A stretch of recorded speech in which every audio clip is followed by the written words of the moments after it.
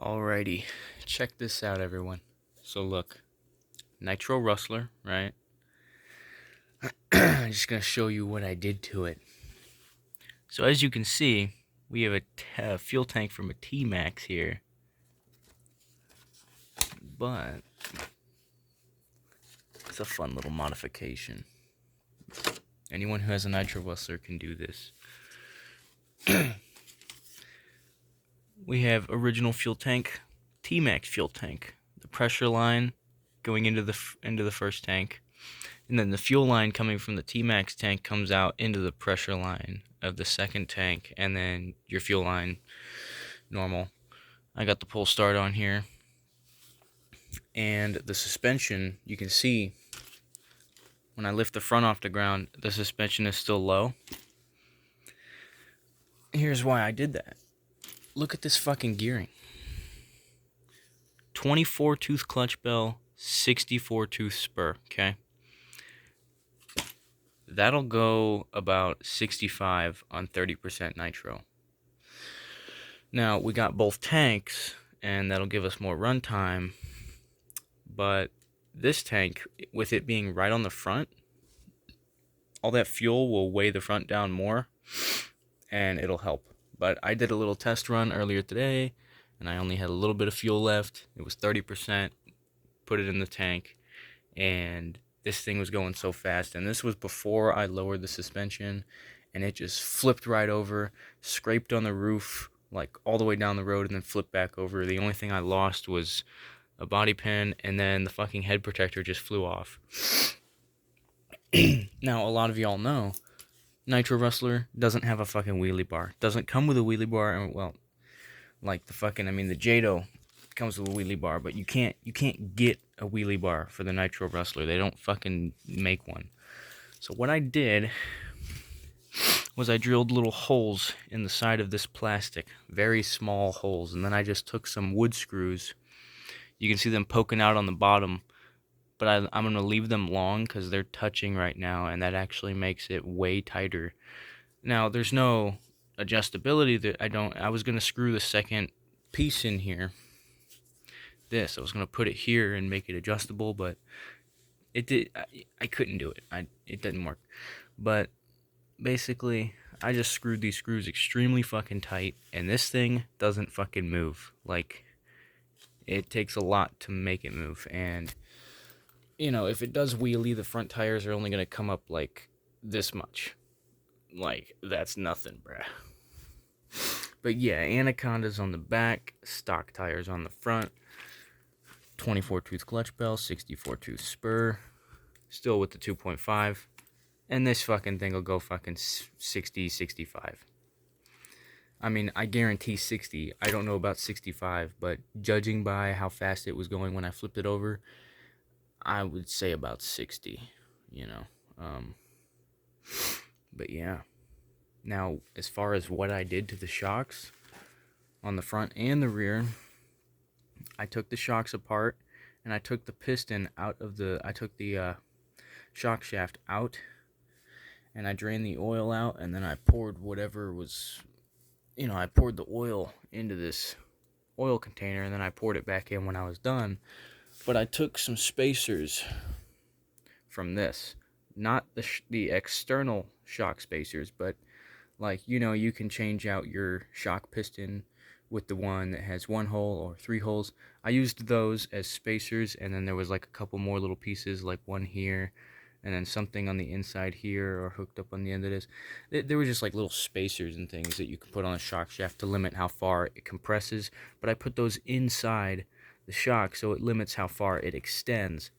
And this is the suspension movement: compressed, extended, and it's gonna sit like that. And then I put the exact same amount of spacers on all four, and the chassis ride height is like, the front is a little bit low, a little bit lower than the back. But I guess that's good, because it'll, front stays low, minimize wheelies and shit, but whatever. And then I fucking cut the shit out of the body. I got a hole here for a zip tie, and this hole to fill up the existing tank than my second tank. But here's the thing about having 2 fuel tanks. This tank, pressure line, fuel line coming from this tank going into the pressure port on the second tank. Basically, this tank is going to constantly be pumping fuel through this line into the second tank and then through the fuel line. So if this tank is only filled up halfway and then I fill this one up all the way, this tank is going to remain halfway full, because this is going to keep pumping fuel into the carb, and this is going to keep pumping fuel from this tank into there. This is going to empty. This is going to remain half full. Once this empties all the way out and there's no more fuel to be pumped into this tank, then this one will empty from halfway full. So it'll just begin to empty this tank. And just as long as I don't let this tank run out, I don't have to worry about this tank running out. But just in case I run really long, or if I, change the shocks and set it up for off-road again and gear it back down, but I still run 2 tanks, and let's say I'm running on a racetrack or something like that, and then I have one of my friends down below in the pits to be my pit man. If I run this tank out, and then I'm on this, I guess you could call it a reserve tank, not really, I got this hole here for filling it up. So we get the zip tie through this hole. It's kind of hard, but it ain't too bad. And then with the body on, you got the zip tie, and then you can see the tank in there. When I pull the zip tie, it opens up, closes perfectly fine. Nitro Rustler mods. And since I got the wheelie bar at full speed, I mean, obviously I can just adjust the wheelie bar, but this is all it's going to do. But then once the tires are ballooning so big, it'll probably lift up to about here at like max speed. Now, with gearing this high with the 2.5 motor, it has almost no fucking torque. Like, I mean, like, well, it's got enough. It doesn't have enough torque to do a wheelie, but it has enough torque to still be fun. And if you're on a loose traction surface like gravel, and then you hit the gas, the tires are just gonna spin. But it's got torque, but definitely not as much as stock, and it won't do a fucking wheelie, unless I put a 3.3 in there, which eventually I am going to put a 3.3 in there. At first, I was like, I don't really want to do that because you can't get a wheelie bar for this, but I basically just fucking made one. And then, yeah.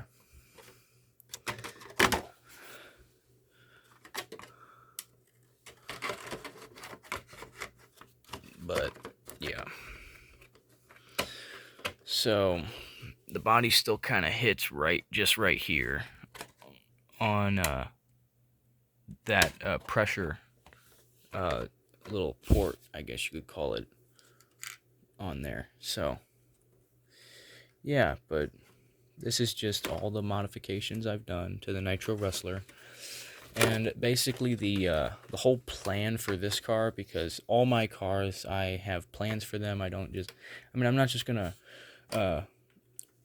keep the car the way it was out the box and maybe run it like that the whole time. I mean, I want to have, certain cars to do certain things. Like I had my Rustler VXL, and that was for the longest time just my speed run car.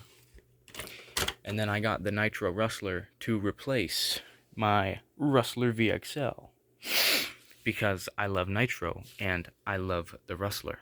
Okay. Now, at first I was not going to get, I wasn't going to get the 3.3 because they don't make a wheelie bar, but I made one, so I'm going to get a 3.3. And this is the highest gearing you can get for this. Like, there's nothing else you can really get. 24 tooth clutch bellows, the largest clutch bell that Traxxas makes, and then the 64 tooth spur is the smallest spur you can get for this. And whenever I put this in here, this gearing, and I was adjusting the motor mount, this motor is moved as far back as it can possibly go on the mount to accommodate this gearing. Now with the stock gearing, which is a 20 tooth clutch bell and a 70 tooth spur, the motor is like a little bit more forward, but now I moved it back, and it's as back as far as it can possibly go, and the gear mesh is still pretty freaking loose for my liking. But it doesn't matter. It's like it's not too loose. If anything, it's absolutely perfect, the gear mesh. But yeah. And then whenever I want to do some higher wheelies, if I get the 3.3, I can put the wheelie bar up like that. And then there we go. We got bigger wheelies. And then obviously, you know, if I raise the suspension or put the suspension back, which I probably won't ever fucking do that, especially not with this gearing, and especially not with a 3.3, because it's just going to be absolutely mad and uncontrollable. But yeah, the whole idea for this car is to build a ultimate speed run nitro rustler, basically. I'm not really going to make it like a drag car or anything. It's just ultimate speed. That's the whole goal, the whole idea. I'm going to put a 3.3 in it later on, because it is, I mean, it's plenty fast with this 2.5. The only thing it won't do is wheelies. Because, I mean, with the 3.3, it'll do plenty of fucking wheelies, and with the 3.3, it'll hit the top speed quicker. It'll just have a shit ton more acceleration. But at the end of the day, no matter how big of an engine you put in there, it all depends on your gearing as far as speed increases or top speed increase. The only thing you're going to increase by putting in a bigger engine is more torque and more acceleration, but we'll keep the same top speed. But I guarantee it's probably going around 60 or 65 right now. This is some pretty fucking high gearing. Even though the Jado has higher gearing. I think it has a 50 or a 54 tooth spur with the Jado, and it has that newer style of, or I would say more common on the more modern Traxxas models, the newer style of slipper clutch, because on the slipper clutch on the original T-Max and this Nitro Rustler, it's a little bit different. And they utilize that different style of spur gear, which, you know, this is the kind of spur gear you would see in a T-Max and the Rustler with all these fucking holes in it, and it utilizes that old style of slipper clutch. And then you'd see something more like this 54 tooth spur. The teeth are a little chewed, but this with just the 3 mounting holes, this is what you find on the Jado and the T-Max 3.3, and something similar to this you'll find on the Revo 3.3, except this one is mod 1. So, and this is shredded. But yeah, this is a Revo spur 40 tooth mod 1, and basically it's almost identical in size to the 54 tooth 32 pitch gears. This is what you find on a Jado, and this is what you have on a Revo 3.3. And you can't get this kind of gearing for the Rustler. This is already the highest gearing you can get for the Rustler, using that older T-Max style spur. But the highest gearing you can probably get for a Jado is a 20 tooth, or not 20, 50 tooth spur. Okay, this is a 54, you get a 50. I have a 50 somewhere. And then, of course, the 24 tooth clutch bell. And I don't know, that it might go 70, because I'm pretty sure the Jado goes 65 out the fucking box. It might already have the 24 tooth clutch bell and the 50 tooth spur, and then just fucking the 3.3, and then the fucking 2-speed, you know. But I don't know, it's kind of weird. Maybe the transmission is different, because I'm trying to think like how how could the Nitro Rustler possibly go the same speed as the Jado, or at least 60, which is close enough, when it has a 2.5? It has the 24 tooth clutch bell, but that's a 64 tooth spur. The Jado has a 54 or 50, either or. It's not a big difference, because especially since it's the spur. But I don't know. Maybe it has something to do with this being a single speed. I don't know. Maybe the transmission is just different in the Rustler. Not sure. But yeah, earlier tonight, earlier I just ordered 2 quarts of 20% fuel. It's not Traxxas fuel. It's like fucking Sidewinder.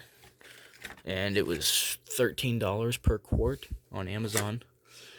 So not bad. $30 at the end of the day. But yeah, I got the fucking zip tie holding this in. So if you want to put this tank on your Rustler, fucking zip tie right here. I have the zip tie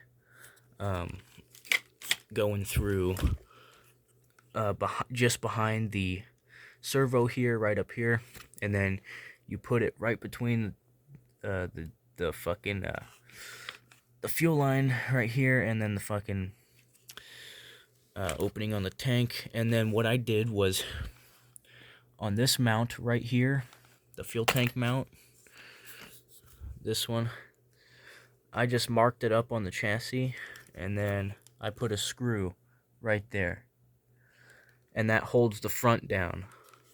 And that shit is pretty solid.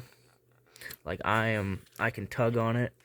I could pick up the truck by it and shake it by the fuel tank, and that ain't coming loose, right? So there you go. And also, if you want to build a high-speed Rustler and put a 3.3 and lower your suspension and then modify it with the wheelie bar, you have this as extra weight to keep it down. Now, you can't put a screw in this mount here because you have a fucking servo in your way. But yeah. And there you go. That's what I've done to the Nitro Rustler. Those are all the mods I made. So there will be running videos soon in the next few days when I get this fucking fuel in the mail.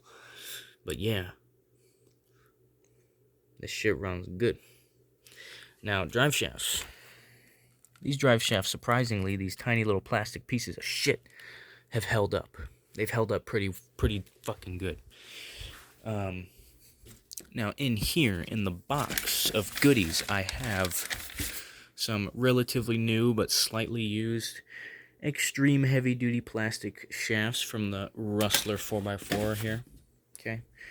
And I'm only going to put those on once I break these tiny little plastic-ass things, which probably won't be for a while, especially since I geared this thing up and it has less torque. These shafts are probably going to last, I don't know, maybe the next year. You know, judging by the look on how worn they are just from how much I've ran it already, probably last a while. And then get a 3.3, well, I think that'll be just fine for the heavy-duty shafts. The heavy-duty shafts should hold up to 3.3 power, especially on the high gearing. But yeah, you put a 3.3 with this kind of gearing, that fucking thing is gonna do wheelies past half throttle, like way too much. Yeah, the only reason it flipped over earlier today when I fucking had it up at full speed was, well, the suspension was raised up. I didn't have a wheelie bar, and it didn't have enough torque at that kind of speed to do a wheelie, so it really just, the wind got under it and fucking flipped it. But yeah, that's all the mods I've done on the Nitro Rustler, and this video is way too fucking long. Peace.